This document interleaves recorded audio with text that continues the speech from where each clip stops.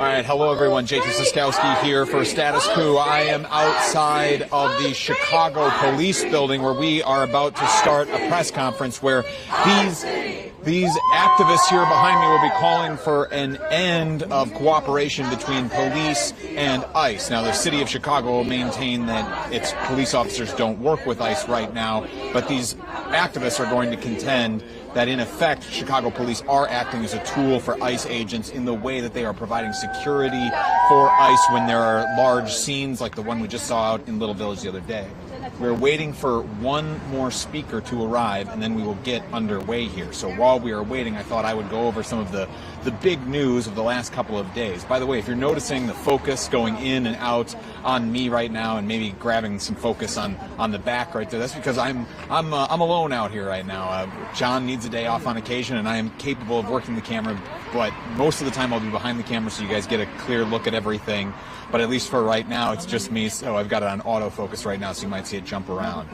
The biggest news that we have gotten is reporting from the Chicago Tribune and CBS, and I believe ABC now as well, as some others are also reporting that Operation Midway Blitz here in Chicago is going to be drawn down over the next few days. Gregory Bavino, who is the Border Patrol commander, will be ending, and it looks like we're about to start. So I'm going to step out of the way here. And then the dash. Okay. Okay. All right.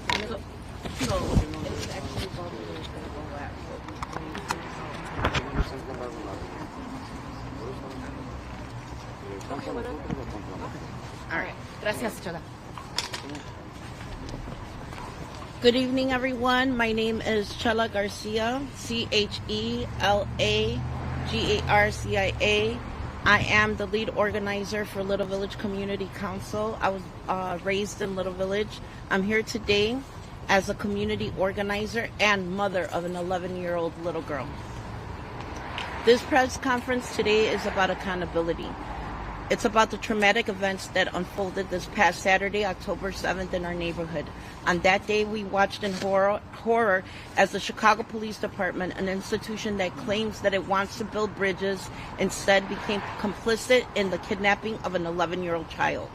They stood by, they provided a shield, they assisted the agents of Greg Bavino, ICE agents, sent by Trump's fascist regime, as they terrorized a family member and tried to rip a child from our community while shooting at them. When our community, your neighbors, your family, my family, did what the police would not and peacefully gathered to defend and protect that child, what did the police do? They protected the kidnappers. Let's be clear. This is not new behavior. This is not an isolated incident. This is happening every day across America. Every time police collaborate with ICE, they are not serving us. They are serving a racist agenda. They are not protecting our families. They are tearing them apart. They claim to serve and protect, but their actions reveal who they truly serve, a regime that cages children and terrorizes immigrants. We see them for what they are, the modern-day Gestapo. When they enter our community to facilitate these raids, they identify themselves not as peace officers, but as enforcers of a cruel, racist system. They are the modern-day Nazi. So today, we are here to demand answers from the very top. We need to know, where do our police stand? Are they with our community, or are they with Trump and his racist ICE agents? Your actions are being recorded. They are being watched. We, the people of Little Village, will hold you accountable for your failures. The world is watching, and we will not rest until we have justice for that 11-year-old child, for every child in our community, for that family member, for everyone that lives in our community in fear. The time for empty promises is over. The time for accountability is now. And with that, I would like to introduce our following speakers for tonight. First, I would like to introduce a great friend of the community, Rosie Dominguez, 10th District Police District Council member. Hello everyone, my name is Rosemary Dominguez, ROSEMARIE DOMINGUEZ, and I serve as a District Council member for the 10th Police District. under the Community Commission for Public Safety and Accountability. Born and raised in La Villita, it's where I learned the meaning of community, where I call home, and where I will always stand up for my people. Thursday, November 6th, I was present during a federal immigration enforcement action in my neighborhood. Because there is an ongoing legal matter, I cannot speak to specific details, but what I can share is what I felt in that moment and what it revealed to me about the fear, confusion, and dehumanization our communities continue to face. Even as someone who knows my rights, the experience was frightening and disorienting. It showed me how easily people can be reduced to something less than human, treated as numbers, as cases, as bodies. In those moments, I felt the weight of being seen not as a person, but as something to be processed and contained. And yet, even though that fear, I knew I carried privilege, the privilege of knowing I would eventually go home. For so many others in my community, that's never guaranteed. Their fear isn't when they'll go home, but whether they will ever. When I later saw the faces of those detained pressed against glass, eyes full of fear and uncertainty, I couldn't stop wondering, when was the last time they ate? When was the last time they spoke to a loved one or even a lawyer? It is a privilege to tell my story, but it is a shame that so many cannot. What makes this even more painful is what I witnessed the following day. ICE agents again being present and terrorizing our neighborhood. Local police standing alongside federal agents, not to protect the people they are sworn to serve, but to assist those who inflict harm and terror on our communities. Right. And so I ask, why do federal agencies that hide behind masks and armored vehicles receive faster responses than our residents who are told just to keep calling 911? Why are young people being harassed and intimidated but when ICE calls, local police rush to help? That is not the sanctity of life. That is state violence. And as a district council member, I refuse to stay silent while our communities are being terrorized under the false pretense of law and order. We need transparency, accountability, and humanity. From CPD, from Superintendent Larry Snelling, and from Director Glenn Brooks. Because our lives, our bodies are not disposable. And as long as I have a voice, I will continue to use it to defend my people, to demand justice, and to stand with the protesters, organizers, and neighbors who continue to show up day after day outside the Broadview facility, throughout Chicagoland, and across our suburban counties. Our love and courage remind us that even in the face of cruelty, our communities still chooses to care. This is what safety looks like, and this is what solidarity feels like. And with that, we love you. I love We y'all. love you. We love you. And with that, I'm going to pass it to my fellow DC member, Dion McGill from 7th. Yeah. Dion, will you please come up? Dion is District Chicago Police Council member. I'm never made for this. It's okay, it's okay. We got you. We got it. All right. Thank you for everyone for coming. Good evening. I'm Dion McGill, D-I-O-N, MC capital G-I-L-L. I'm 7th Police District Counselor representing the Inglewood community. And also today I stand here as a U.S. Army veteran, so happy Veterans Day. Thank you for your service, brother. Thank you. But we're here tonight because our communities, black, brown, immigrant, working class, are seeing CPD actions that appear to violate the Illinois Trust Act and the Welcome Home Ordinance, if I'm understanding correctly. And I'm no lawyer, but my role as a district counselor is to speak as to what this means on the ground for the people who are living it. And let's be very clear, right? Don't let someone tell you what your eyes are seeing in the natural world is not true. Right? Powers that be tell us that we're here to de-escalate. But the people, like, and the district counselors, other people in the community, we hear it all the time. They are not just de-escalating. They are aiding, they are protecting. Words like collusion and collaboration are used constantly. And every time the residents see that this collaboration with CPD, with federal agents of any kind, it sends one message to them. You are not safe in your city. You are not safe in your community. And that appearance alone erodes the trust. Trust that district counselors are supposed to be building with community and between the system and the residents. And then also that trust, not just in the police, but in the entire system of civilian oversight that was created to prevent this exact type of thing. And for families in Inglewood, and Little Village and back of the yards and all the other places across the city are being terrorized by ICE agents, these blurred lines between local and federal enforcement feed fear, silence, and alienation. And let's also, sometimes we got to talk about uncomfortable things, right? This is not just an immigrant problem. It's not just a policing issue as well. It's a black and brown issue, right? But in that, we have a shared struggle for dignity and safety in our own neighborhoods, things that we deserve. And whether it's traffic stops, whether it's raids, surveillance, our communities are being treated as targets, not as partners. That ain't right. And we're standing together because we understand that when one of our communities is under attack, all of our communities are under attack. And what do we do when our communities are attacked? What do we do? What do we do? And here we are, right? Notice the faces that you see. People who are fighting for the communities that we're talking about in and out every day. I'm burning a lot of shoe leather. Rosie's burning more than me, right? This is problematic and it needs to be addressed. By who? Now, let's talk directly to the Community Commission for Public Safety and Accountability. If I may, for a moment. They were created to hold the law and to hold CPD accountable in these types of situations. I'm a district counselor. I haven't talked to them on this issue at least once. And that responsibility includes addressing these collaborations. And let me speak very directly to the new president of the CCPSA, Ramel Terry. You wanted the presidentship, and now you got it. And now we want to see what you are going to do in this position of power when people in communities are in need. People in communities are in struggle, and they are being terrorized and persecuted. Thank you, brother. I'm sweating out here doing it.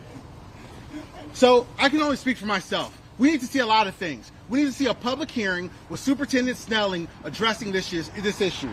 We need public assurances, very clear that these things will not continue to happen, right? And on the angels of my greater spirit, we need to see some restorative justice and practice of some kind with the communities that have already been persecuted and terrorized. Yep.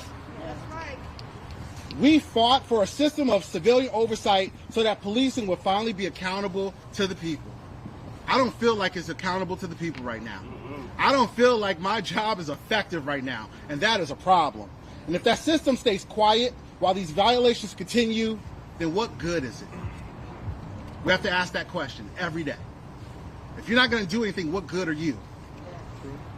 And the CCPSA must act now, not months from now, certainly not behind closed doors. They need to do it now, and they need to do it in open collaboration with these folks that you're seeing behind you. The people on the ground who are working in their stead, I would say. Our communities can't afford to wait for justice that comes after the harm. Rosie said it best. This is what solidarity looks like. This is what the struggle looks like. And this is what democracy looks like. Thank you. Thank you so much, Dion. And now I'm calling Leonardo Quintero, 12th District, Chicago Police District Council. Hello, everybody. Good evening. All right, cool. We're just being shy today. Buenas noches. So my name is Leonardo Quintero. As was mentioned, I serve as the chair of the 12th District Council. And I'm here to speak on behalf of some of my fellow councilors and our communities that we represent. Communities that have long been targeted by both CPD and the federal government. What we are witnessing today is not new. It's a continuation of state-sanctioned violence on poor and working-class communities. For decades, our neighborhoods have been treated like battlegrounds in a war that we never declared. And now that war has intensified. Through coordination between ICE, Border Patrol, and apparently CPD, for months, we've seen masked, armed federal agents moving through our city. Unmarked, tinted, and unregistered vehicles speeding through stop signs on residential blocks, blowing through school zones, and caravanning down main streets. At the very least, this creates chaos and dangers for drivers, pedestrians, and cyclists. But more than that, it sends a message of intent of fear and domination. These actions are not about public safety. They are about control. They are about power. They are about protecting the state and money interests, not the people who live here, work here, and raise their families here. Whether you are an immigrant or a citizen, right-leaning or left-leaning, this militarized presence puts everyone at risk. We've heard stories and watched videos that should shake everyone's consciousness. Children terrorized as masked men bang on their doors, mothers ripped away from their children, cars shot into, gas used that even the world courts have banned. While this happens, CPD stands by, or even worse, assists. But they say that they're on the ground to keep us safe, but what we're witnessing is that they're always facing us, not the actual threat. Why are there barricades built to keep us back instead of them away? Why are there weapons turned towards the people and not the danger? Let's be clear, this has never been about safety. It's about maintaining a system that protects power.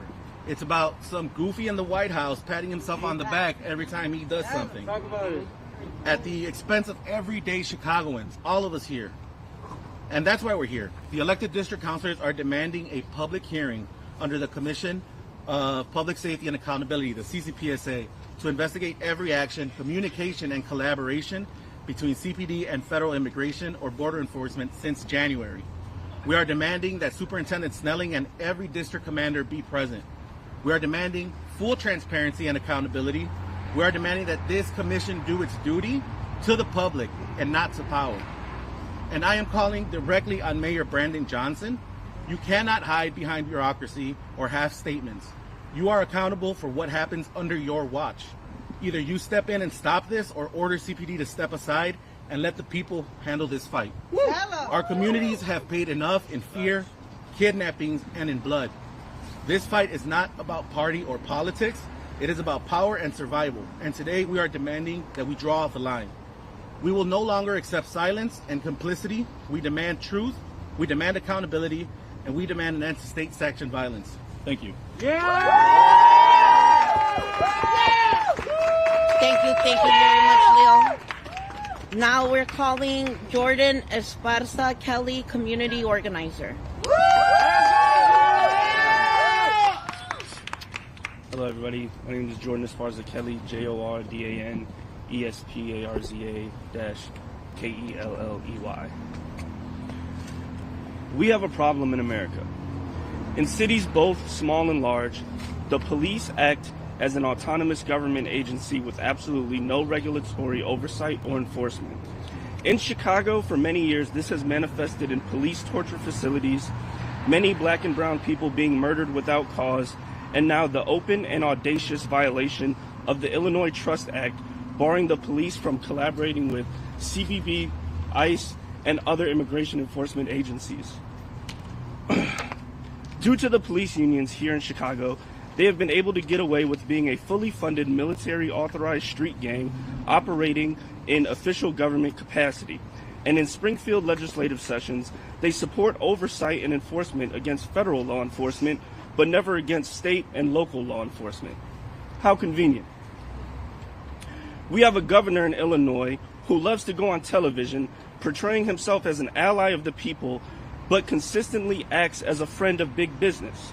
That is why Governor J.B. Pritzker came to Little Village today and lectured Alderman Byron Sigcho Lopez, even as the alderman raised valid questions as to why the Illinois State Police are arresting protesters who pose no threat, who are demonstrating their First Amendment right. Do we have rights or do we not have rights? Do we have laws or do we not have laws? Talk about it. I want to make a few things clear. There have been rumors of ICE leaving Chicago, and whether they go or not, Greg Bavino needs to be jailed. He is a criminal and a thug in every sense of the word. Come on, Tiny. 5'1", by the way. If Governor J.B. Pritzker, Mayor Brandon Johnson, and our other elected officials let Greg Bavino leave Illinois without being arrested, they will have effectively told the public that our laws, our Constitution, any committee that they set up in the process of their governments holds absolutely no weight. And they will be sending a message to the people of Illinois that the courts hold no honor. If they want to avoid that catastrophe and what that will mean, they need to act upon the crimes committed by ICE and enforce the laws that they've made. the laws that are enforceable to everyone else. Laws that oftentimes our communities don't even break, but end up in jail for. Thank you. Thank you, Jordan.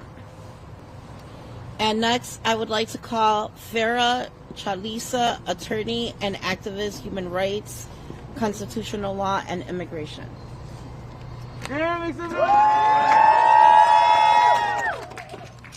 Hi everyone, my name is Farah Chalisa and I'm a human and civil rights attorney here in Chicago. I'm here because Chicago has drawn a line.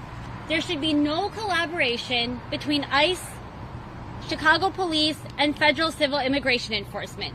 And that line is being tested in real time. Let's talk about the law. Chicago's Welcoming City Ordinance and ICE-free zone executive order prohibits city agencies, including CPD, from helping with civil immigration enforcement. That means no detainers, no data sharing, no perimeters for raids, no access to people in CPD custody, and no fishing expeditions into immigration status. These are not suggestions or recommendations, that is the law. Right. Why?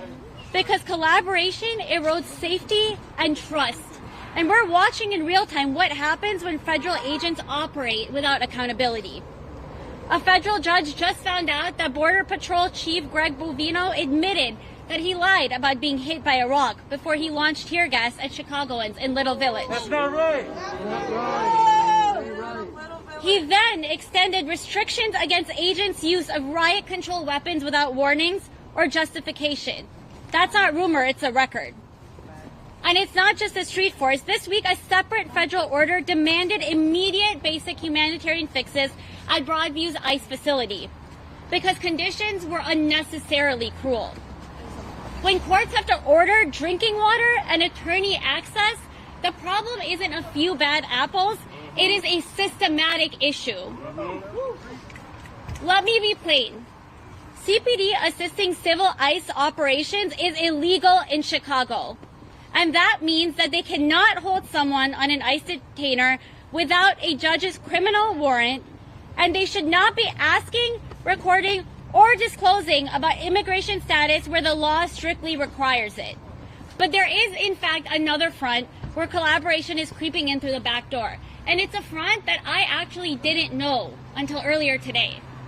On one of the posts about today's press conference, somebody commented about fusion centers. I had never heard that term before, but someone asked us to talk about it, and to honor that request, I decided to look it up. What I found was that Chicago has a fusion center, and they are part of DHS networks built after 9/11 to share intelligence. In practice, these fusion centers give ICE and CBP pathways to local police data and surveillance tools, license plate readers, facial recognition, phone cracking, and bypassing sanctuary protections. That's how we don't work with ICE. Doesn't actually work in practice. On paper, it becomes we fed them the database. Exactly right. We cannot let data laundering nullify local law. The answer isn't actually in the people who are meant to protect us. The answer is in our communities. If you see or experience CPD ICE collaboration, report it to Family Services Network. That is a community legal intake network documenting these violations so that lawyers can move fast with records, affidavits, and if needed, emergency motions. Document badge numbers, vehicles, time and place, what support CPD provided. Your documentation is due process in the making, and that documentation is responsible for all of the legal wins we have seen in Chicago and federal courts.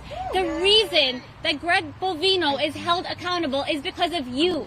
It's because of the community. It's because of every single person who has been out on the streets brave enough to put their bodies on the line to record and to show the violations that are occurring in real time so that nobody can hide behind excuses.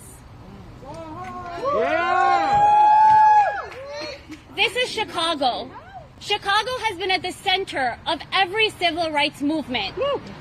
We know resistance, and we are not afraid to use it. We will resist every attempt to take away our rights.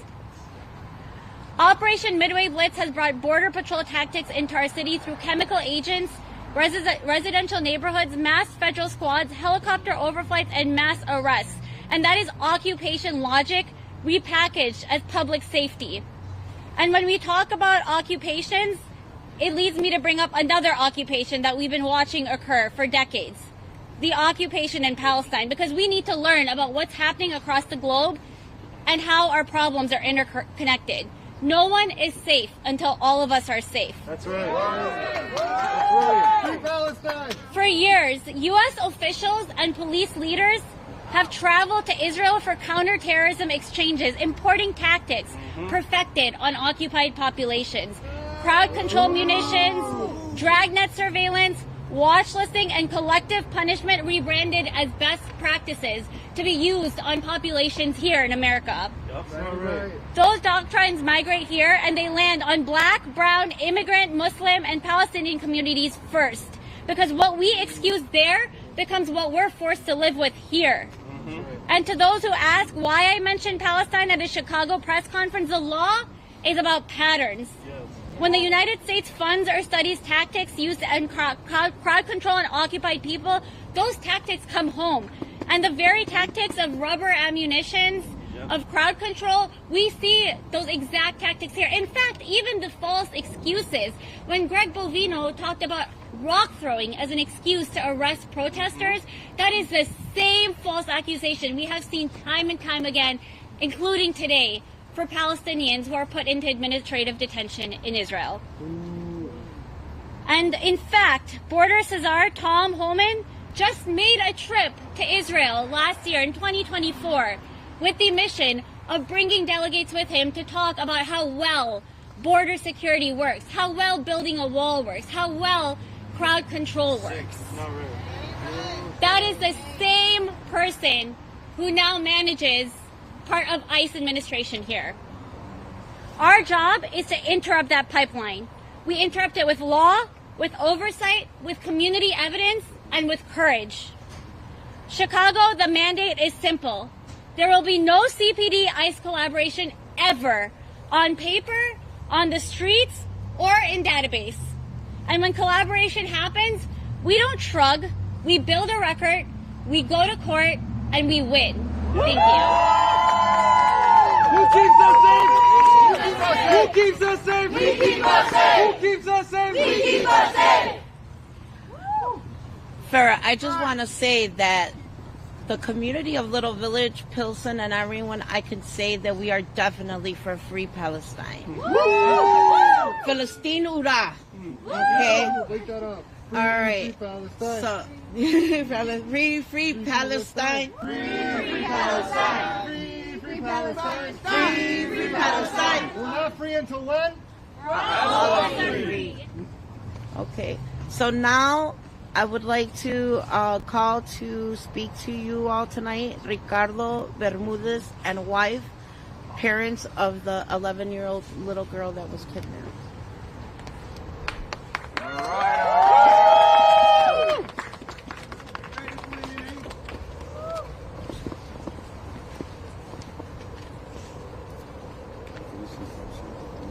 Hi, my name is Ricardo Bermudez. I'm the dad of the 11-year-old girl they tried to arrest ICE. At that moment, my daughter, I don't even know what, it's just so traumatic. I don't even know where to start.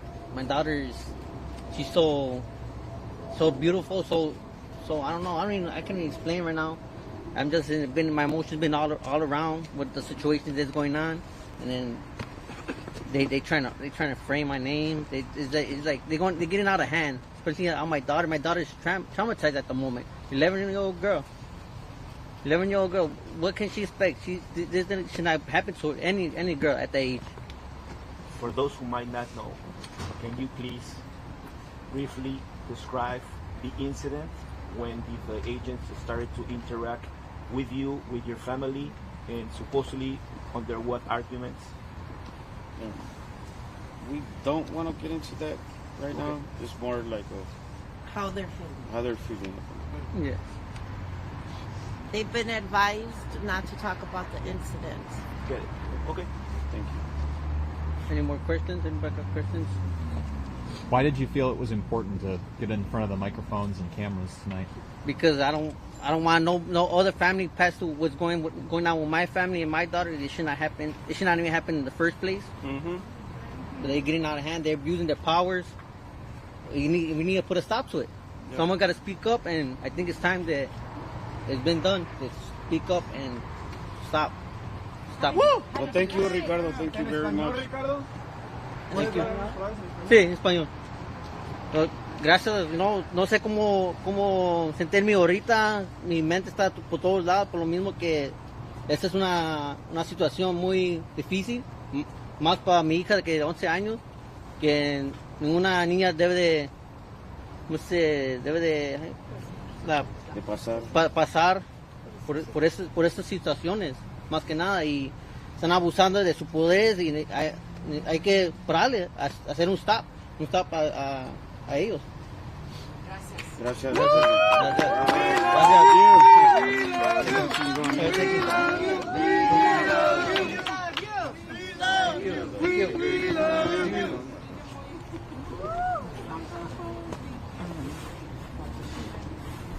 Ricardo and family, we just want you to know that we all understand that you guys are still in survival mode, and the entire community is here for anything that you need.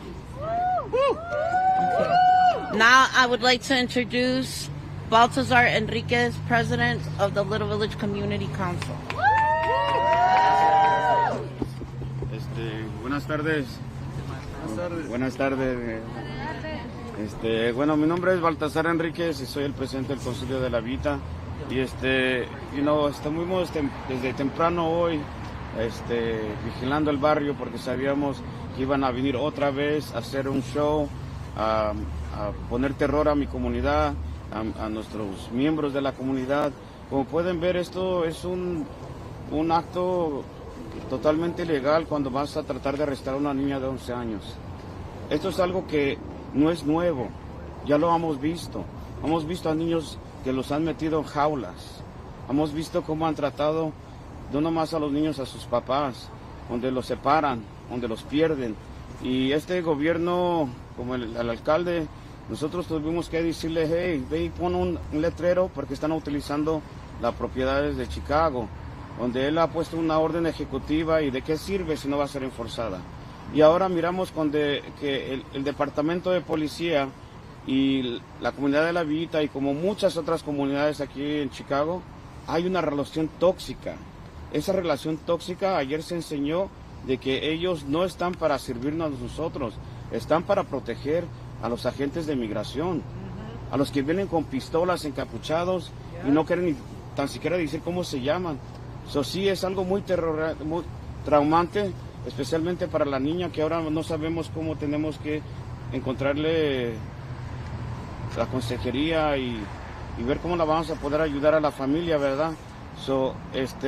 Estamos muy, no enojados, iba a usar otra palabra, pero no se puede decir en televisión, ¿verdad?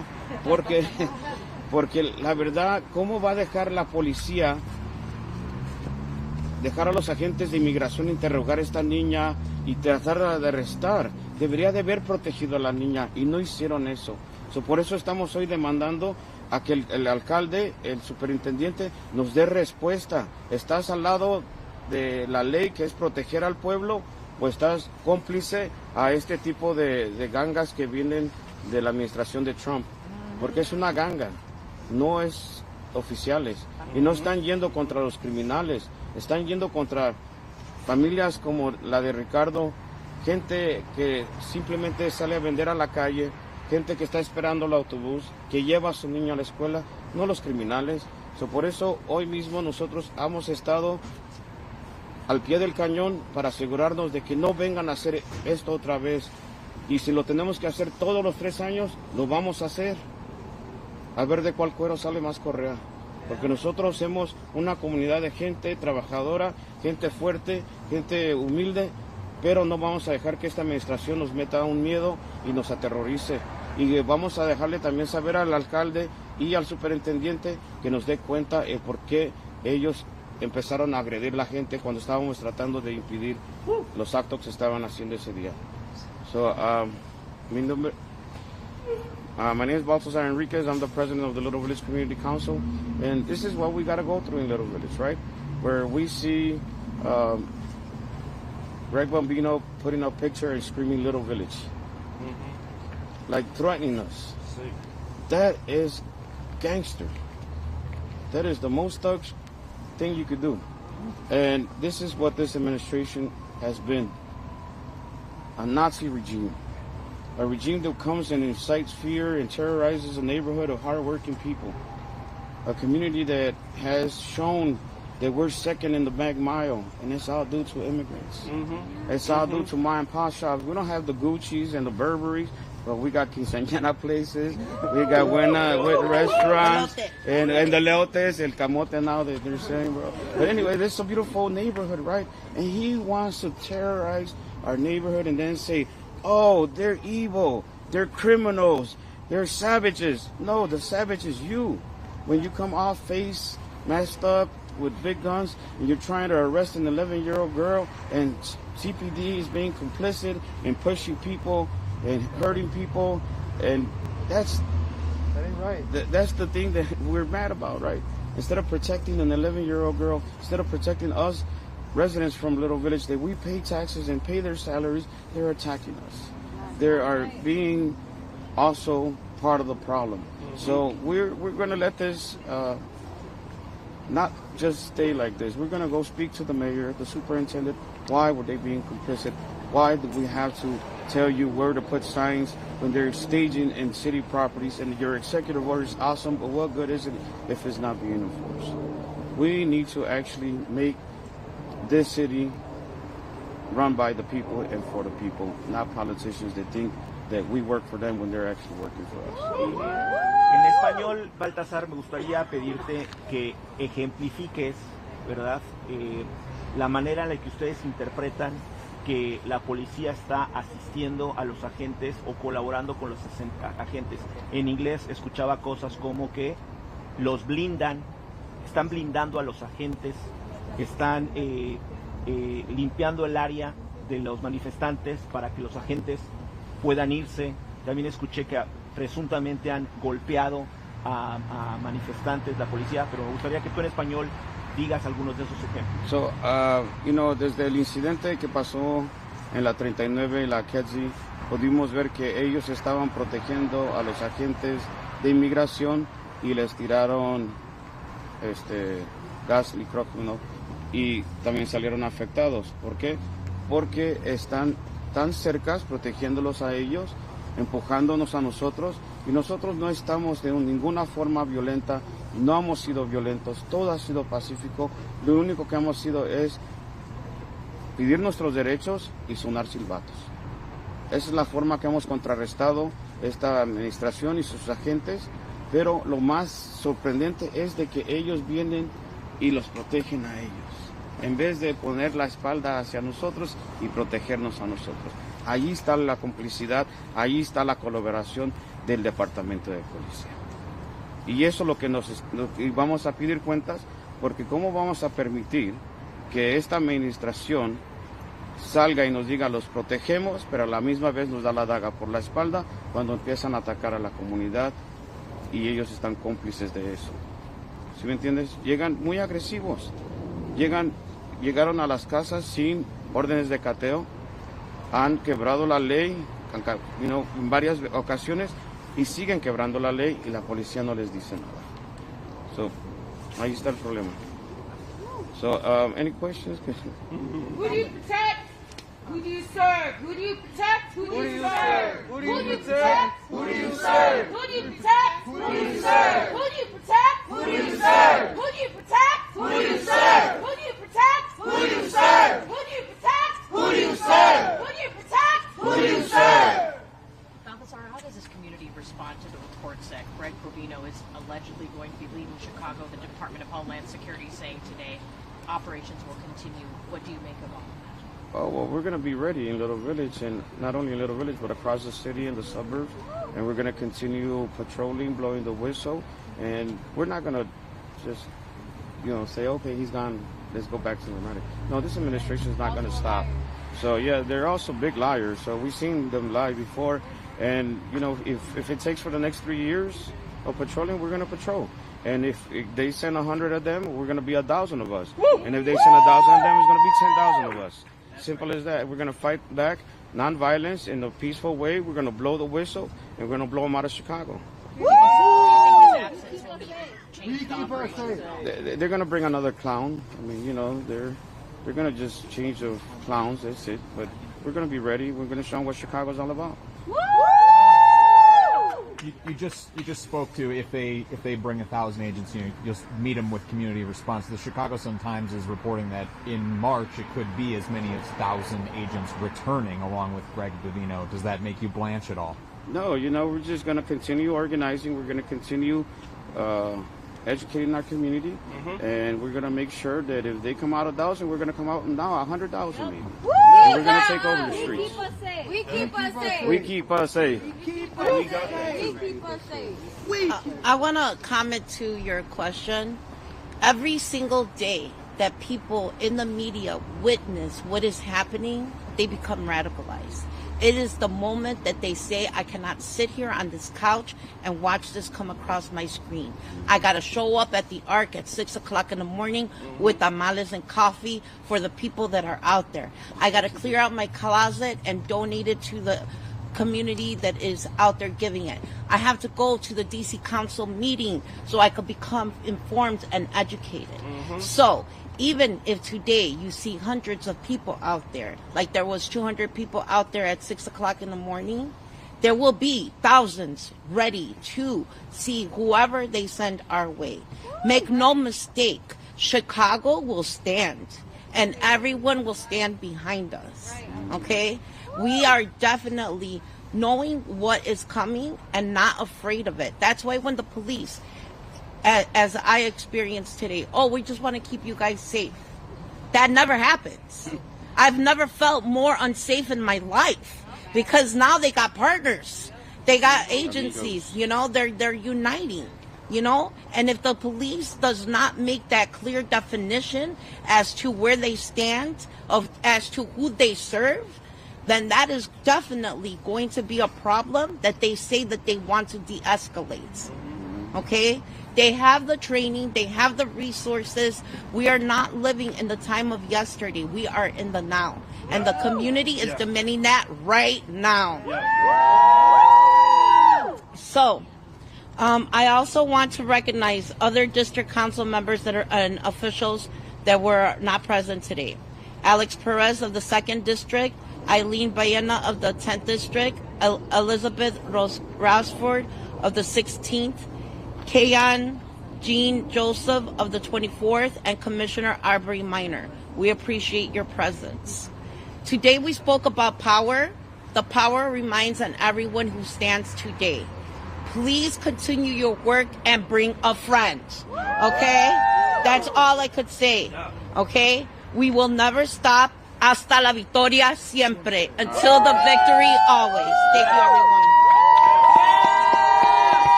Who keeps us safe? We keep us safe. Who keeps us safe? We keep us safe. Who keeps us safe? We keep us safe. All right, thank you all so much for coming.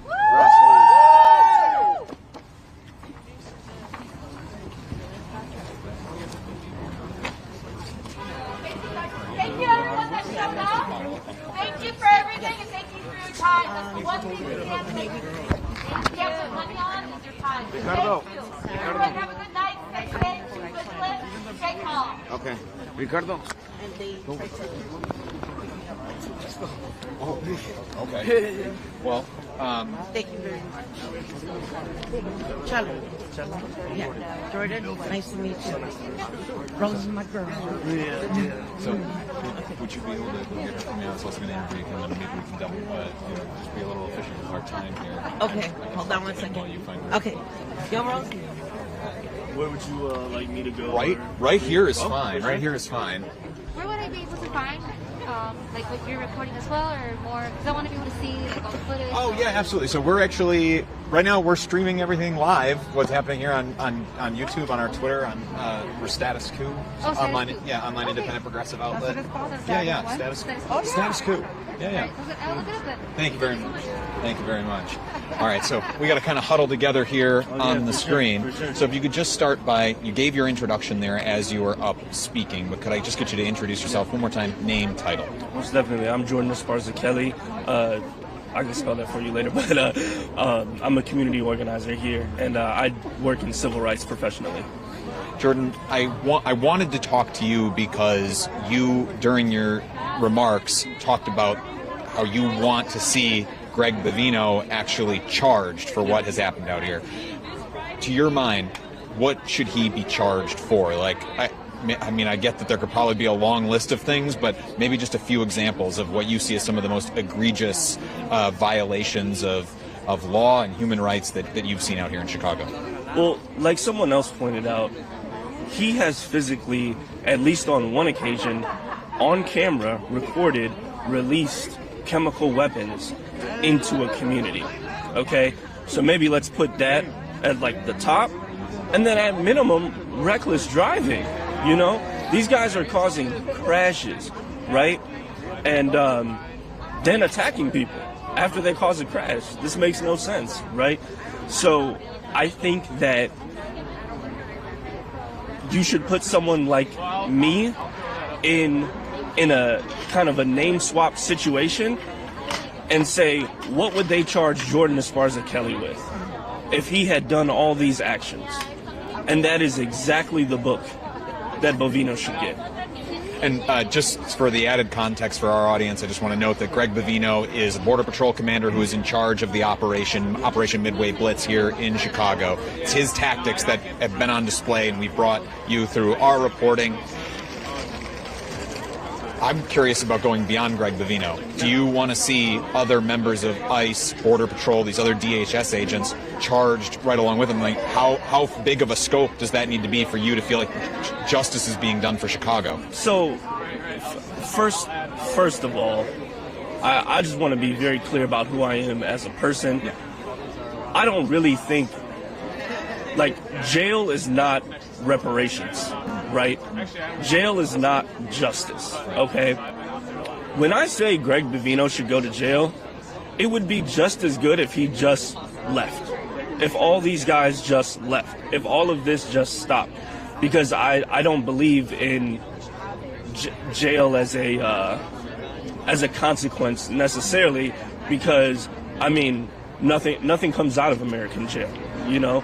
There's no rehabilitation and things like that here in America when people go to jail, and then he's just a cop in jail, which is, I mean, who knows? He could have a whole Xbox 360 in there. Like, anything's bound to happen, you know? So I don't, when I say that, it's so that people understand that no one should be above the law. That's what I'm saying. If I have to live here as a racialized person in America where the law is applied and unapplied to me based on who I'm interacting with, I think it's fair to say that he should be conducting himself to the law. If you have to, if I have to, shouldn't he have to? I mean, who the hell is Greg Bavino? Like, who is this dude? Is he somebody beyond laws, beyond consequence? Like, am I missing his contextual character in all of this? You know? So I don't see jail as some ultimate goal. That's not necessarily my politic or what I'm about. What I'm saying is he has done harm, and that harm should receive consequences. Also, he should leave. If that makes any sense. What was your reaction when you heard the news that Greg Bavino and many of these agents that are out here for Operation Midway Blitz are going to be leaving in the coming days? Yeah, they're going to jail. That's why they're leaving. People are suspecting they can't handle the cold. It has nothing to do with that. They are in military fatigues. Okay? Well, I mean, you've seen the American military. They go to any country, right? I'm not saying that in a good tone at all. Derogatory. Okay? they're not leaving because it's cold. They're leaving because Judge Ellis is clocking everything that they're doing, and they are going to jail. Trump is trying to actively get Bovino out of the state, because if his main guy goes down, he can't take him to Memphis, he can't take him to Portland, he can't take him to wherever the hell else he wants to take him. And then he's going to lose a couple main guys as well, because you know how all of these social circles and federal law enforcement rings work is like, you know, he probably advised that guy that drove the car all the way to Maine, you know, mess with the evidence. He probably told him to do that. I mean, where do you just get that idea? Right, and I'll note that in the federal lawsuit, just to bring folks, again, up to speed here on exactly what we're talking about, we're making reference to Judge Sarah Ellis, who's a federal judge here in Chicago, who has been ruling on use of force and how Border Patrol has been conducting itself here in the city, putting limitations on the Trump administration, how they've been allowed to use force. The judge actually finding that Greg Bovino is a liar. I mean, she came right out and said that, and Bovino admitted as much himself in the way that he related events to when Border Patrol used force. And then you're making reference to a Chevy Tahoe that was driven here from Chicago to Maine by a Border Patrol agent. And this was the Tahoe that was used or part of an incident where there was a crash, and a Border Patrol agent jumped out and shot a woman here in Chicago in the Brighton Park neighborhood 5 times. Shot her 5 times. Yeah. Shot her 5 times. But of course, after that vehicle, just a few days after that incident, that vehicle was then left the city before the woman's lawyer could get a look at it, even though they were bringing a lawsuit, obviously, here. That woman's before that woman's lawyer could get a look at it, it was driven to Maine. Yep. And that's what you're making reference to there. I want to talk about what you want to see leadership look like in this moment from the city. We're here calling on change from the local Chicago Police Department. So what do you want to see Brandon Johnson do, and what do you want to see Governor J.B. Pritzker do as a form of resistance? Because state police have been involved in this too, also providing the same sort of perimeters. So what should these leaders be doing? Just to be very honest, we are very large steps behind what we are fighting as an apparatus, okay? People talk about Project 2025 very commonly now, right? I think they kind of make it into more of a philosophical thing than what it is, which is just a policy charter, okay? We are behind because people here in Chicago right now would like to make a glorious leap to regulatory like enforcement to federal agents, when we've never even had that for local police. That is a gigantic leap from a policy and legislation standpoint that simply will not happen. So what we need at executive state and executive city levels, right, is first the policy platform to have this, you know, non-collaborating Illinois Trust Act that we have actually be enforced, right, to the fullest extent. And then you use platforms like that from a policy standpoint to build onto federal enforcement when they transgress in states. I don't understand this dissonance with conservative minds and people where they yell states' rights when it comes to the ability to be racist, but states' rights when we say we don't want militarized immigration enforcement. How is this not a thing, right? So what I want to see truly is Mayor Brandon Johnson and J.B. Pritzker actually working together. Now, what I believe is that Mayor Brandon Johnson is fully prepared to work with J.B. However, J.B., as I said in the presser, is more of a friend of big business than he is to the people. And this has only gotten clearer because he keeps talking and not acting. He is letting his state troopers arrest people who are protesting. So he's willingly allowing his police to violate people's First Amendment rights. And the thing is, people in Illinois complain all the time about the taxes. This is going to result in multiple lawsuits because they're transgressing against people. The citizens of Illinois are going to have to pay for this. And instead of JB putting his foot down and mitigating what will be a future financial crisis for the state of Illinois, he is choosing to let it go on. He is choosing not to work with Mayor Brandon Johnson and the Chicago City Council members, and he is choosing to let our community suffer. So what I want to see is real collaboration, real policy enforcement, and an entire re-envisioning of what we have here in Illinois in this moment. Thank you very much. Is there anything else that you want to add while you have the platform? I just want to say thank you for your time. Thanks for showing up today. Thank you for platforming our community.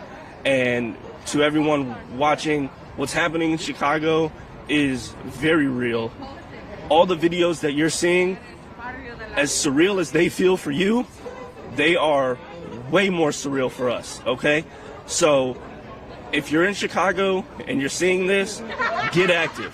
Join a group, join an organization, help your community out, and everyone has a role to play. Even if you're just, like people said, dropping some coffee off to those that are now working in the cold. It's cold out here now, and donating a coat, helping in so many ways.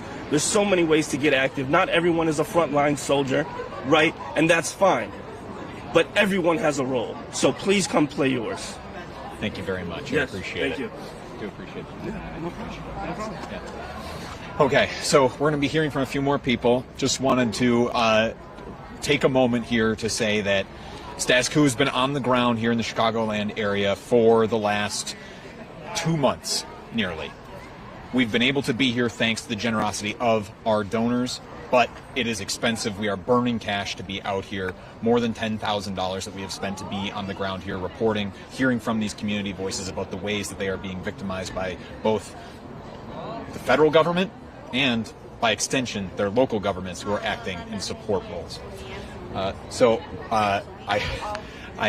gotta, if you can, statuscoup.com/join, $5 a month. Becoming a member makes me eternally grateful. I am out here in the cold right now, alone. We got to give John a day off every once in a while. And when he's gone, I need freelancers. Our team needs support to be able to stay here. I need to be able to spend the gas money to continue to come out here to Chicago or be able to afford the hotels when we stay overnight here, as we did for weeks and weeks.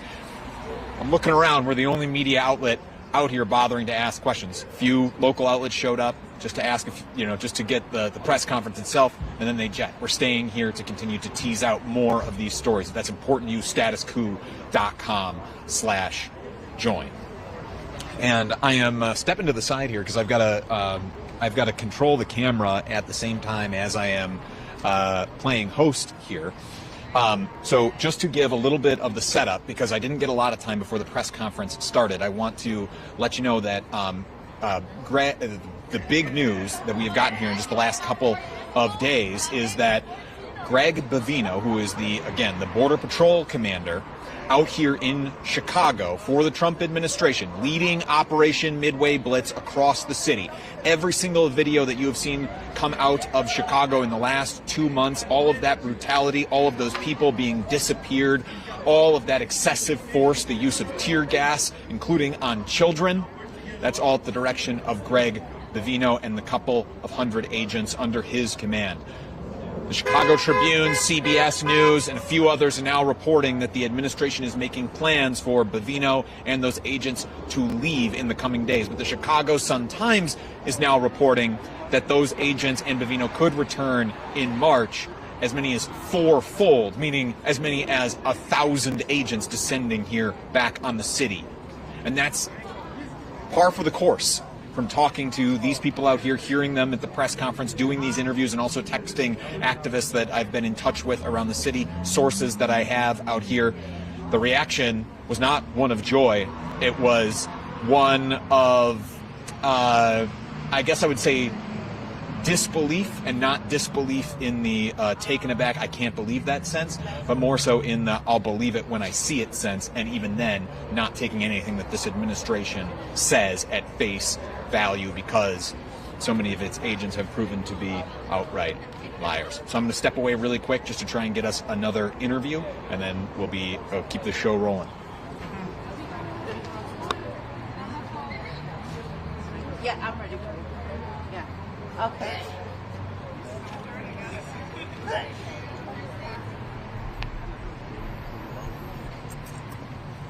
Okay. Okay. I need you to talk to her. Call me tomorrow morning because I'm about to start to do an interview right now. Okay. Ahí los vemos. Okay. All right. Sorry. No, you're fine. Just so you know, I'm a prison abolitionist, and that's one guy that I'm helping out. He's pre-trial, 10 years. Oh, wow. Wait. Got another guy, right? This February, 15 years pre-trial.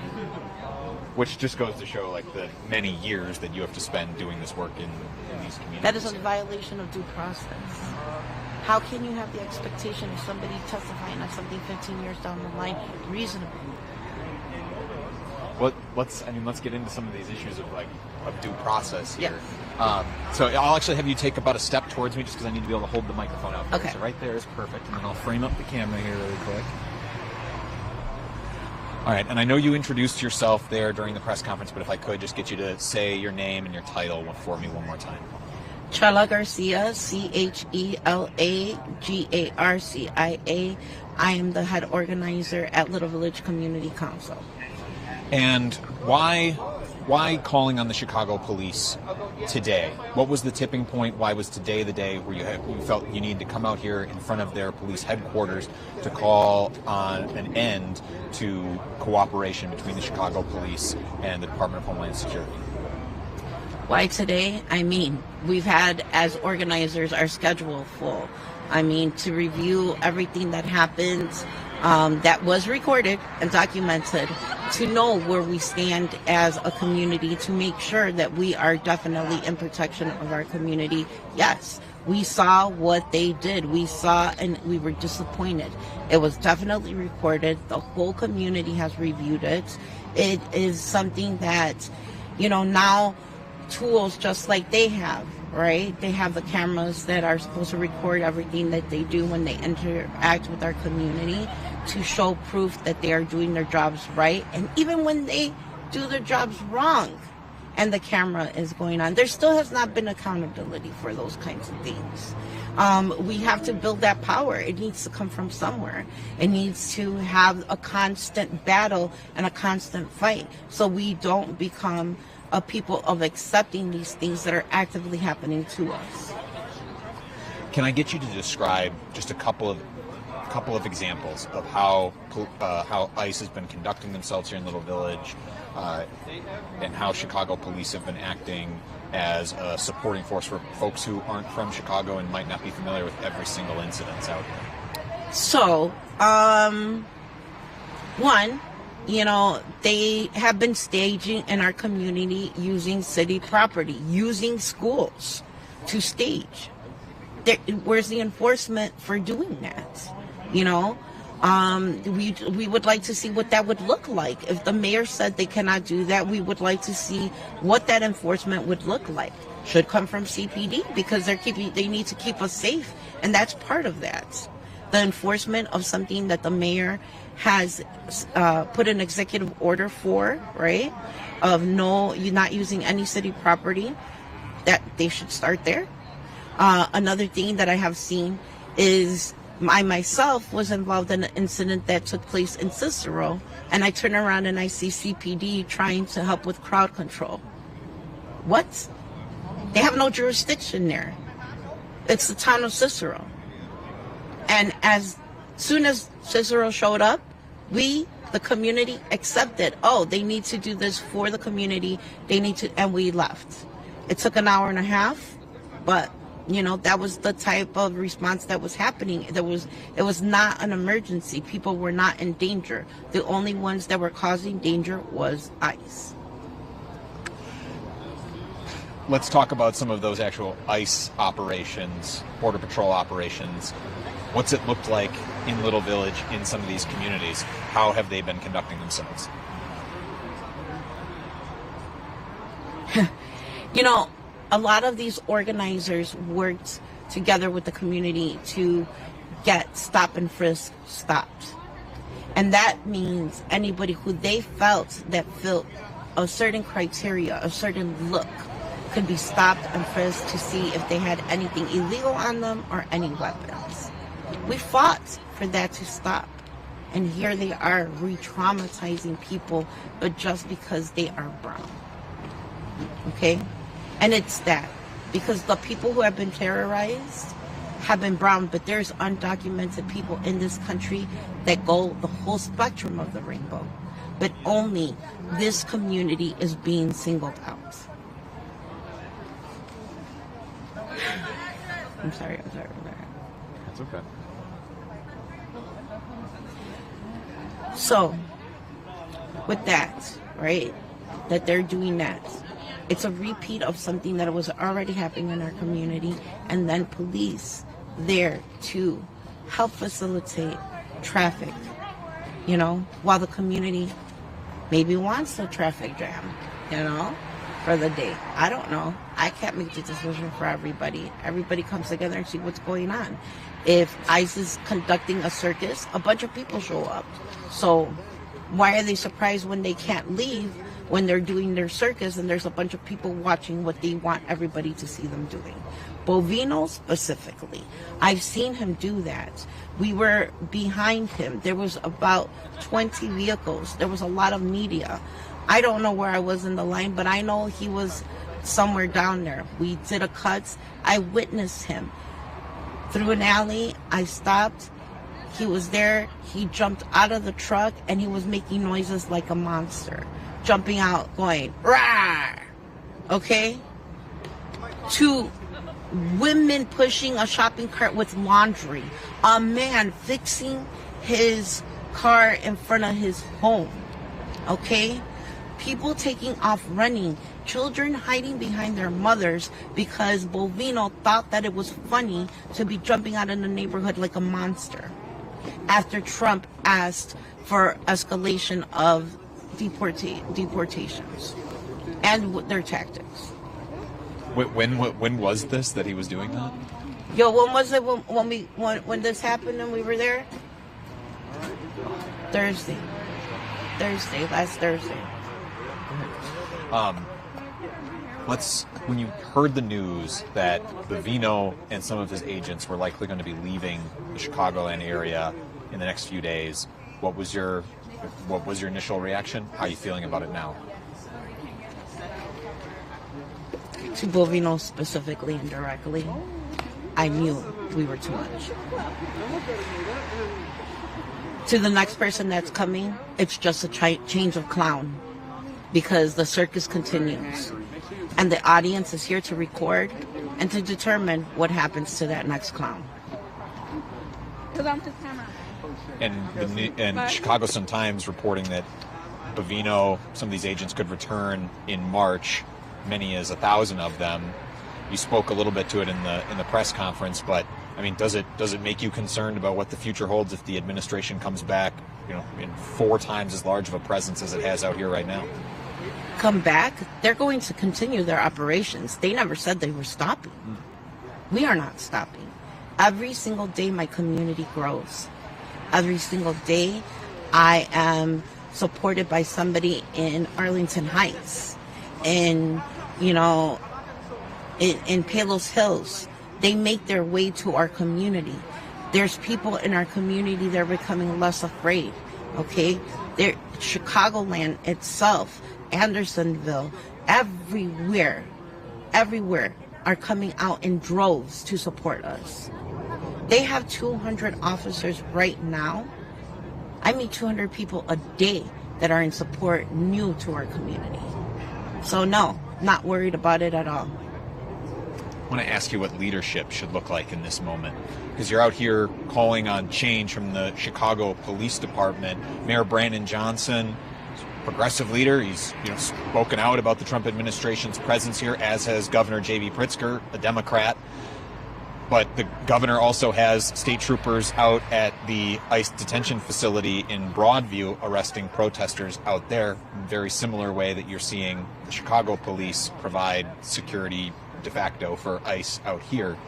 How would you like them to act? How would you like them to use those law enforcement resources to better support the people of the Chicagoland area? So, I want to make this clear. This is not going to be a suggestion or, some consultation or anything. This is literally community demanding the following of our officials. Mayor Brandon Johnson, if you put out something like ICE cannot be staging on city property, we expect enforcement. And we expect enforcement to the fullest of the law. J.B. Pritzker, why would you have state police participating, or anyone of the state facilitating, making things easier, making it look like you are working with them when you are telling us you are not? For every leader that has a community leader, that has a congressman, state senator, state representative, alderman, we expect daily activity, connection with the community on all their platforms of what to expect for the day and the resources available for those days for the people who are being marginalized and oppressed in those communities. Nothing less and definitely more.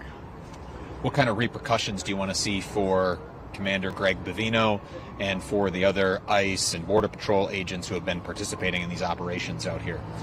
Do you want to see jail time? We heard at least one call for that during the press conference. Is that justice for Chicago? What does justice for Chicago look like? As a prison abolitionist, this is a very hard question. However, the system still exists. So as the system still exists, I want it to be just. And I want it to be just for them to be held to the highest extent of the law. Jail time, yes, and the highest that they could receive. Anything else that you would want to add while you had the platform? Just remember who we are, brothers and sisters on this planet. Please show up. We will receive anybody who shows up and helps. Thank you very much. I appreciate the time. Is there anybody else still left out here that you would recommend I talk to? I don't know if Rosie is here. Hold on. I think she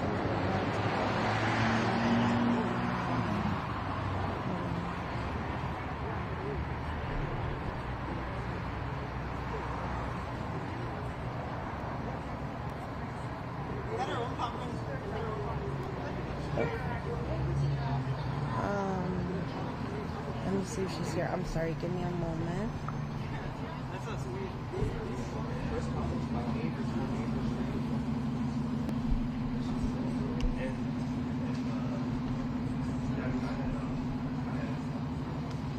think she left. I think she might have left. For all of you watching, thanks for... Okay, I can't see. Do you think that there's anybody else we should talk to that's here? Because I think Rosie left. Probably Fada, if she has any resistance to the cold left in her. Sure. Where is she at? The plaid jacket. Would one of you mind going and asking her for me? Just I have to babysit the camera a little bit. For everybody who is still watching along here, I appreciate your patience. I'm just a one-man band out here today since John is back home and gets at least one well-deserved day off. John, I hope if you're watching that you are reclined somewhere and taking a load off. Thank you for all of your help over the last few weeks out here. But if you want John to be back here as badly as I do, I need you to go to statuscoup.com/join. $5 a month goes to support all of our on-the-ground reporting. We have been on the ground here now for about 2 months in Chicago, longer than any other independent outlet, longer than any national outlet, certainly. Just day in, day out, we've been covering press conferences like the one that you heard here earlier, and we've also been covering. We've been finding ICE as they have been out in operations here around the city. We've brought you report after report about what is happening with ICE. Sorry, my brain is a little fried as I'm trying to juggle so many different balls here at once. But statuscoup.com/join to support our efforts and to keep us on the ground out here in Chicago is greatly appreciated. The big development, again, is that in the last couple of days we are just hearing that Greg Bavino and many of his agents are set to depart Chicago in the coming days. Exactly when, we don't know. But that is the reporting from the Chicago Tribune and CBS News, that Operation Midway Blitz here in Chicago could be drawing to an end, but that does not mean an end to all immigration enforcement here in Chicago. ICE is still going to have an office here. They're still going to have their detention facility in Broadview. Detention operations will continue through the winter, and that is what I have heard not only from the people that we have spoken out here today, that sense of this is not something that ends tomorrow. This is not a day-by-day thing. This is a years-long fight ahead here for Chicago and across the country. This, and it's not only the sense of the folks that I've spoken to here tonight, it's also been the sense of activists that I have been, and sources that I have been texting here over the last couple of days. That this is a, wait and see kind of approach, that just because Greg Bavino is leaving does not mean that the Trump administration is in any way taking its eye off of Chicago, and we will not as well continue to report here on the ground.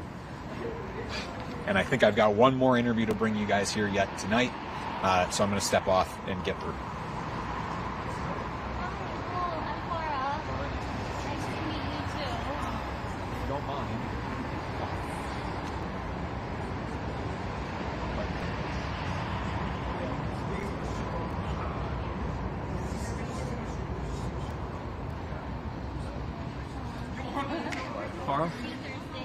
Farah, I will come and have you stand right about where I'm standing right here.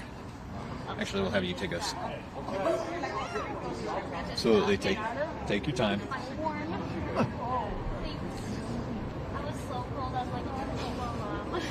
You're brave taking off the coat. Well, I added like 3 other layers on underneath too, so. All right, I'll have you take one big step towards me here. Perfect. Maybe one more, actually. Okay. So Farah, we kind of got your introduction there during the press conference, but if I could have you introduce yourself one more time, say your name and give us your title, please. Okay, and do you want me to be looking at you or the Yeah, camera? talk to me, not the camera. It's all right if you glance at it. Just try not to stare it down. I'll hold it for you. You said stare at you, not the camera. Yeah, it's all right if you glance at it. Just try not to stare it down. Hi, my name is Farah Chalisa. That's spelled FARAHCHALISA, and I'm a human rights attorney in Chicago. All right. What I've been asking folks is why today? Why was today the day to call on the Chicago Police Department to stop de facto supporting ICE's operation and the Department of Homeland Security's operations here in the Chicagoland area? Was there a tipping point? Was there anything particularly concerning to you that made you want to be out here today? I think we've just been seeing, daily an increase in the ways that Greg Bovino has been targeting Little Village and these communities. And honestly, we're a day late already. I think that every day is a day to be speaking out against what's happening and against CPD and federal cooperation in targeting and repressing protests and targeting immigrant communities. And so whenever the opportunity arises to speak up against it, I think it's important to take it. So, with all of that you feel like you need to speak out against, do you think that there needs to be criminal charges brought against Greg Bovino, brought against some of these ICE and Border Patrol agents, Department of Homeland Security agents who have been operating here in the Chicagoland area? Or what does justice for Chicago look like? Yeah, absolutely. I mean, just in the last 10 minutes, I think my jaw dropped 10 times. Every person I've talked to tonight and people I've talked to all week, all month, I mean, some of the stories I'm hearing are not only ethically, morally corrupt actions, but are also criminal actions, targeting women with children in the back seat and pulling out guns on them for no reason other than accusing them of following ICE agents, or, you know, pulling people out of cars, leaving them with extremely bad injuries. These are all actions that are completely illegal, completely unlawful. It seems like federal agents, the police, ICE, all of these officials, they're supposed to be government representatives. The government is meant to serve the people. And I think that's the opposite of what's happening here. You know, the government is in fact hurting the people. The government is oppressing the people. It's completely the opposite of what the social contract between a government and its citizenry means. And so absolutely, there needs to be criminal charges. There needs to be public shaming. There needs to be whatever it takes to ensure that these human rights abuses are documented, and that justice is served, because this cannot go on the way that it is right now. Criminal charges, I mean, what kind of charges would you like to see?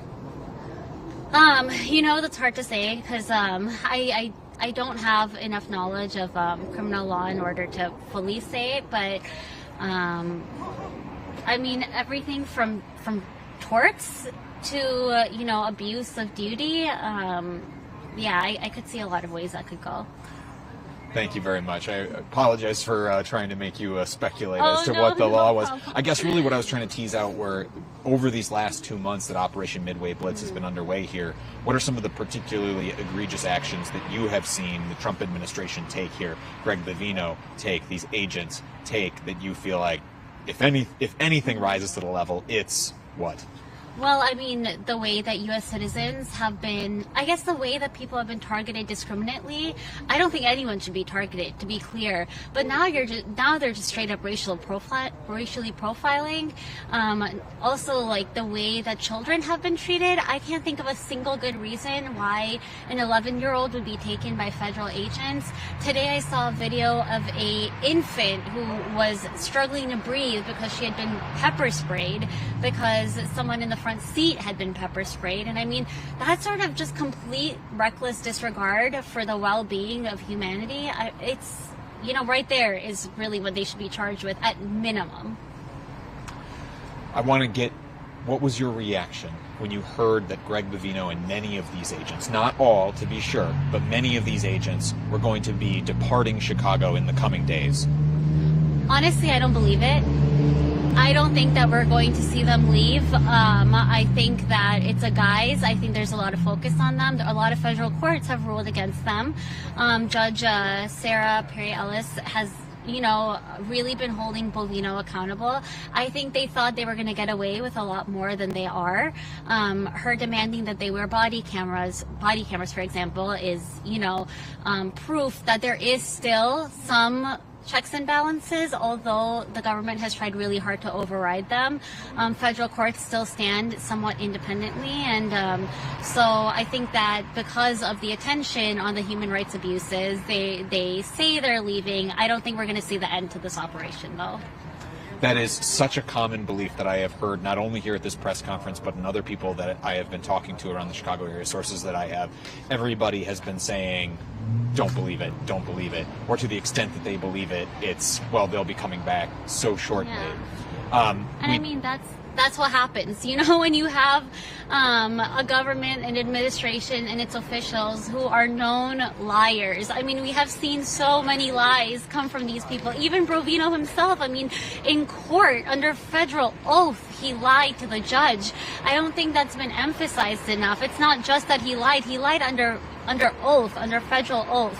If somebody is willing to do that, how can we expect that they're going to carry out their duties with due diligence? How can we trust anything that comes out of their mouth? We've seen him lie about whether a rock was thrown at him before, and we've seen him use that lie to justify, repressing and tear gassing protesters, only to then hear him say that was, after all, a lie. And so, I mean, how can we believe anything that comes out of their mouths? So I've asked you about justice. I've asked you about some emotion here when you heard that they were leaving. I want to ask you about leadership now. You're out here in front of the public safety headquarters for the city of Chicago, calling on the police department to end its de facto support of Customs and Border Patrol, ICE, as it operates here in the city. What do you want to see Mayor Brandon Johnson do? And what do you want to see? I want to throw in Democratic Governor J.B. Pritzker here as well, because his state police have been arresting protesters outside the Broadview ICE facility. What should leadership from them look like in this moment? So I think that leadership, both in terms of mayor and governor, need to make it very clear to these agents that protesters should not be arrested unless there is actual cause for arrest. We have seen peaceful protesters exercising their freedom of speech, their First Amendment right to protest, being arrested without any, violent action or tactic. And so I think that it needs to be made very clear that those arrests are not something the city of Chicago or the state of Illinois will stand for. And so that's what I'd ask for. Also, in my talk, in my speech, I brought up fusion centers, and that's something new I've learned about. There is both an Illinois State Fusion Center, there is also a Chicago Fusion Center, and so I would call on both the mayor and the governor to address these fusion centers, to address the way that they're collaborating, to address the way that these fusion centers allows police and ICE to collaborate, to address the fact that these fusion centers were created based off really racial profiling and state surveillance reasons post 9/11, meant to target the Muslim and Arab American communities. Why do they still exist? Why do we still have them? Why do we have this means through which the federal agents can bypass a lot of the laws, like the Trust Act in Illinois? I'd ask them to answer those questions, and I'd ask them to close down those fusion centers. And there's always money for law enforcement. There's always money for Customs and Border Patrol, ICE, certainly billions of dollars of infusion there. There's always money for these fusion centers so that the Department of Homeland Security and police can work together. Never money for social programs and the support for communities. If you got your wish, these fusion centers are disassembled. You get some of the investment of that was put into ICE taken away and maybe repurposed in a way that could actually help Chicago. Where would you like to see that money go? Well, let's start with all of the families that have been struggling, to feed their starving children because of SNAP benefits, because the same logic you just stated is exactly what we saw happen with the federal government. There was still money to send to Israel. There was still money to fund ICE, yet there wasn't money to fund SNAP benefits for starving families across the country. There wasn't money for baby formula. So I think that is the first place I would want to put it, but let's put it towards the well-being of the people. Let's put it towards, immigration nonprofits that are helping people, gain status. Let's put it towards immigrant communities that are struggling now, that have had to close down their businesses because people are too scared to be out on the streets because of this Gestapo, basically, that is, scaring everybody, walking around with guns and weapons. Let's put it towards community, because that is really where the heart of the city is its community. And if you lose that community, what's left? So well said. I probably should have started this interview by asking you to maybe give, to the extent that we had a father out here at the press conference who delivered some emotions about what his daughter went through, but we didn't get the play-by-play from him as to what his daughter. Also don't you exactly don't know? know. All right, that's the story I was looking to tease out from you. But sorry, that's okay. I want to learn more about it. Yeah. they don't actually know what that situation And I is. won't ask you to speculate. All right. So, Farah, is there anything else that you want to say while you have the platform? Actually, I would just like to say, you know, we're seeing a lot of similarities. I mentioned also in my talk about Palestine and what's happening here. It's literally lessons from a city that's been occupied for decades to a city that is just starting to see what occupation looks like. And we were gathered here today to talk about, you know, an 11-year-old who was taken by ICE. And in that vein, and not to compare the stories because each one is really awful in its own right, but I want to take the opportunity to talk about Muhammad Ibrahim.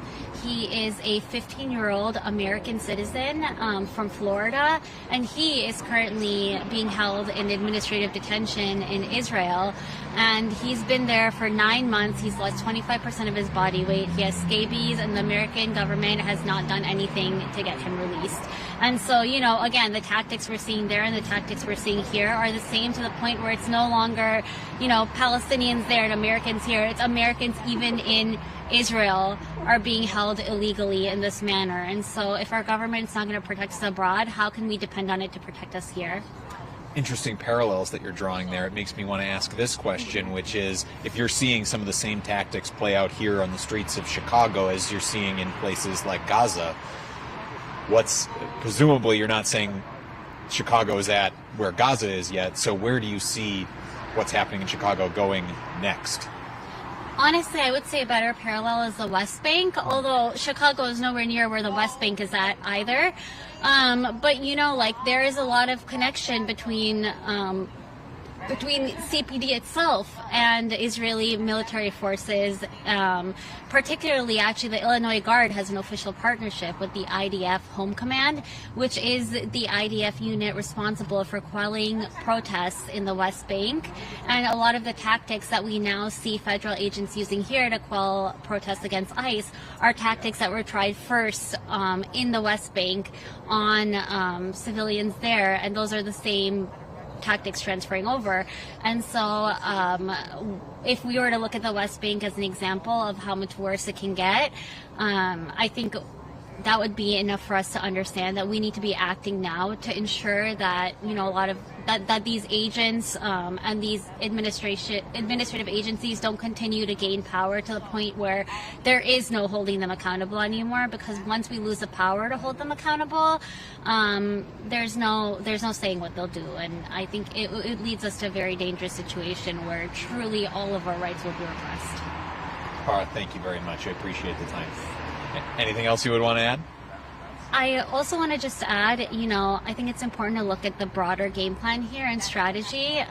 The goal of the Trump administration is ultimately to use the Insurrection Act in order to be able to deploy as many federal agents, National Guards, as it wants across the country. And the way that he lawfully is able to do that using the Insurrection Act is if he can show that there are uprisings, that there are rebellions among the people that can't be quelled. And so, you know, this is all intentional. The human rights abuses we're seeing and all of like the action that ICE is taking, it's all intentional. It is meant to get communities to act out and be violent and fight ICE. And the thing is, he's underestimated our communities because we know how to resist without, you know, delving into violence. We, like, for the large part, all protests have been non-violent, yet extremely effective. And that is what scares them. That is exactly why Greg Bovino is lying in court, because he wants to show, you know, protesters as violent when they're not. And because now body cameras are required, because of all of the people who've been coming out to record, it's evident that the violence is not coming from the community. The violence is coming from the agents themselves. All right, thank you very much. Well said. Appreciate the time. Of course, no problem. Thank you so much. Appreciate talking to you. Okay, folks. Now, I've been doing a lot out here by myself without John, my intrepid cameraman. So that's been a lot to juggle because I'm trying to track down interviews, make sure I'm talking to you, keeping you engaged, monitoring our equipment that we use for the live stream, monitoring the camera itself. And we've got people talking around me. It's been quite the distraction. So a lot of those folks have left now. I'm not going to be doing any more interviews, so I'm just going to end here with a few final thoughts and observations from myself that you can get without me being distracted and all over the place. So the first is that the Department of Homeland Security is reportedly going to be pulling Greg Bavino, the leader of Operation Midway Blitz out here in Chicago, and many of his agents out of this city in the coming days. But ICE will continue its operations here. And you heard from person after person that we interviewed out here, and I'm hearing from other sources in the activists and protest communities out here in Chicago as well, that this is not the end. This is far from the end. As much as you might want to breathe a sigh of relief, the people here in Chicago are not breathing a sigh of relief. It is so plain and obvious that, if anything, this is just a temporary lull where some of the ICE agents who will remain here will continue operations just at a smaller scale than had been happening, and that perhaps come spring, as the Chicago Sun-Times is reporting, Greg Bavino and as many as 1,000 agents might return to double down on the pain and the suffering that has been inflicted here on Chicago. That's number one. Number two, you have heard from person after person. We just heard from a father again tonight. The pain inflicted on individual families by these ICE and Border Patrol and other Department of Homeland Security operations out here. And the way that they just total up on this community, on this country, when you consider what is happening here in Chicago at scale of what is happening across the country right now, when you consider that scale, it becomes truly daunting and can really take your breath away at the amount of pain and suffering being inflicted.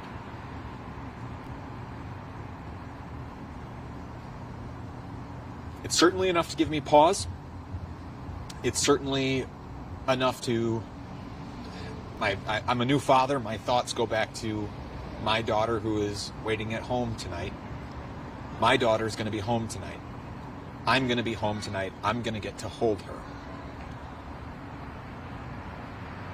There are kids who aren't going to get to be with their parents tonight because their parents are sitting in the Broadview, Illinois ICE detention facility or have been shipped to God knows where because they've been disappeared into this opaque immigration system for doing nothing other than having brown skin, for doing nothing other than being the easiest person for the Department of Homeland Security to grab, for doing nothing other than attempting to live the American dream. The American dream this country exports all across the country, or all across the world, excuse me. We export that dream. We tell people, come here if you want to live a better life. And when people come here, or maybe they're driven here because of American foreign policy, toppling their governments, destabilizing their homes, outright bombing their homes in some cases, they come here, and then what happens? We just find another way to inflict pain. And then the third takeaway is how our institutions, even when led by the opposition party, in this case the Democratic Party, whether that be through Mayor Johnson here in Chicago or Governor J.B. Pritzker in Illinois, how they can still be service tools in service to this cruel immigration agenda. The folks out here were calling on, we're out in front of the City of Chicago Public Safety Headquarters, calling on the Chicago Police Department to stop rendering de facto direct support to the Department of Homeland Security and the operations that it is carrying out here in the Chicago area, by stop providing security that allows ICE to do things like run through neighborhoods, picking up people. Stop doing things like arresting protesters who are trying to make their voices heard about how disgusted they are with what this administration is doing. These local and state leaders are outspoken, going so far as to sue the Trump administration to try and keep National Guard soldiers out of here. The Trump administration wants to use National Guard soldiers, it says, as a way to keep the peace here in Chicago. Well, the people who are normally the keepers of the peace out here, local and state police, in fact, I've seen it with my own eyes, providing security for the Department of Homeland Security, making it easier for ICE, for Border Patrol, for these other agencies to swoop through neighborhoods, pick up people, disappear people by the thousands out here in Chicago. I'm not afraid to tell you these real things because we have been on the ground observing it day after day. I'm also not afraid to tell you about the cruelties that have been inflicted by our federal government and supported by the state government and local governments here in Illinois, because I'm not beholden to any corporate donors. Nobody at Status Coup is. We're beholden to you, our viewers. For all of you who are funders, for all of you who are members, thank you. Thank you. You make it so that I can be out here right now, interviewing all of these people, lifting up these stories, broadcasting them to a national audience, which no one else is doing right now. Certainly haven't been doing as long as we have. So with that, I'll say statuscoup.com/join. Help keep us here on the ground. And with that, have a good night.